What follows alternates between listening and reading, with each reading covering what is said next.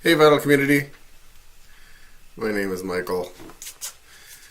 I just finished my first week of training for my new job. It's a lot of learning. And I haven't had a chance to get out and buy any albums. I did manage to score these 4 John Lee Hooker tapes at a stop at Half Price Books a couple weeks ago. The Healer, Lonesome Mood, Little Wheel, and Blues Legend. I don't know, John Lee Hooker, I'm not, he's one of those guys where, he is spot on perfect for the right mood, but not, all the time. This particular album here, this is one of the many duet albums that he has done or did. And he does In the Mood with Bonnie Raitt. That just is fantastic. Anyway, so that's the closest I've been to picking up any vinyl. But I do have one record that I'd like to discuss. And this comes this comes on the heels of I came home tonight and was just running around doing a few errands around the house, picking up whatnot, and I went downstairs and brought up a couple albums. I was listening to some Pink Floyd, so I listened to Wish You Were Here and half of Animals. And while I was listening to it, I was like, oh, you know which one I should have brought up here? Yeah, The Pros and Cons of Hitchhiking by Roger Waters. Now, there are those of you out there who think, Roger Waters was the Yoko Ono of Pink Floyd and, are angry at him. I fully realize and accept that during the stint of Pink Floyd, Roger Waters may have been a giant ass. But he, to me, is the sound of Pink Floyd. Which is why I think, although Pink Floyd albums after Roger Waters are good, I mean, there's nothing wrong with them, they just, never really struck home for me. But when I came across this album, this is actually my friend Dalton's album. I think he wrote his initials in here. Yeah, I don't know if you can see that, but he wrote his initials right in there. DLH. So, this is a good album. Good memory from him. It's got the lyric sleeve and the two-colored label. I love when, people do well, this is not exactly imaginative, but I love when people do, stuff on the label itself, pictures or whatever, think about, just was looking at Pink Floyd Animals. They have the picture, the fisheye lens pictures on each of the labels. I love that. But this one here, so,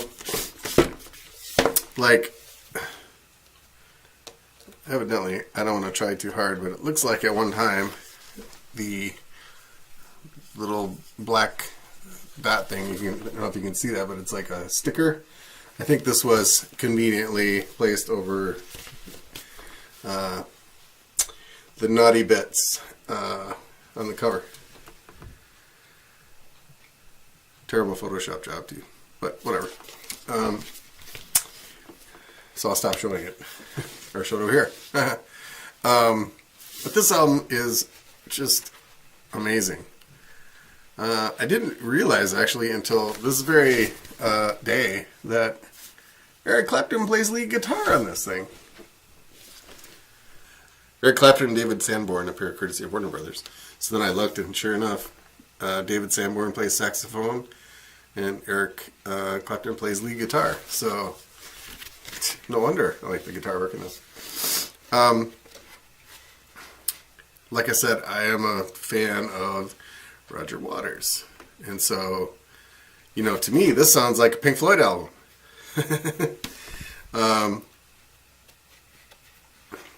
I think this is one of his finest solo efforts.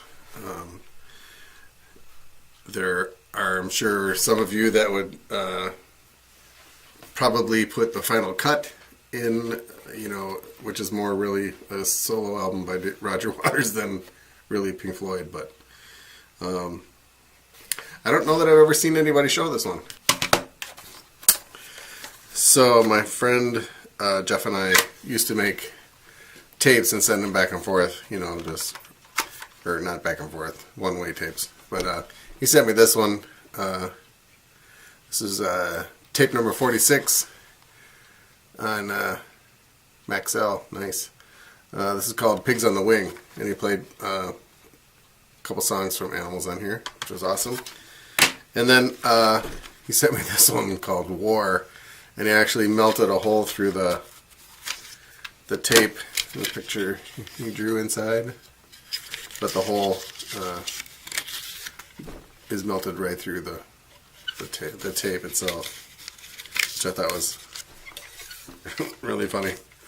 And this tape has an interview with Roger Waters talking about the making of the final cut and some of the things that he was doing with, you know, special like 3D microphones, you know, where it's really this, it's spatially distinct in the recordings. It was really good. And I think that was before I had come across this album. So, but the holophonics, I think it was called, which he uses on this album. So,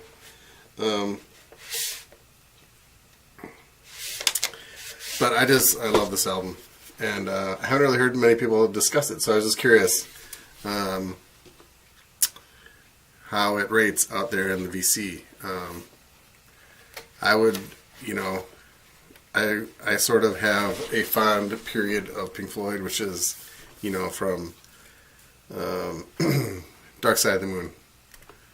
Well, maybe Metal too, but, you know, that later phase in their career. And then I went on with Roger Waters. And I picked up a few of the post-Roger Waters Pink Floyds, but like I said, they really didn't do much for me. So, although I do have, I don't know if you've ever noticed the red blinking light in the background of my videos. I do have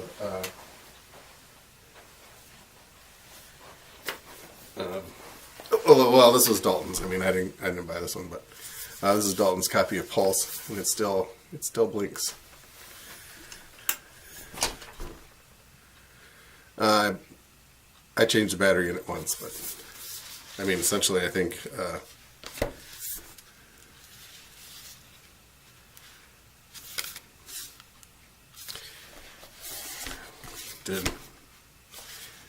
wonder if Hypnosis did this cover. I'll have to look that one up. It might have been after the time that they were still doing covers. But yeah, so it's still blinking, or pulsing, I guess you would say. Oh. So that's all I really have for you. Just wanted to, you know, I just was thinking about this album, and I was like, I wonder how this album was received, you know, by VC people. I think it's amazing.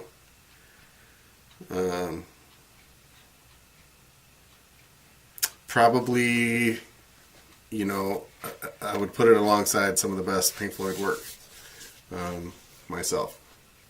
So let me know what you think. If you hate it, if you love it, if you've never heard it, you might want to check it out on YouTube. I think, in my personal opinion, it sounds like Pink Floyd. So I recommend checking it out. Hope everybody is doing well in the new year. I am way behind in watching people's videos and commenting and stuff, and apologize for that. You know who you are. That's it for now. So, talk to y'all later.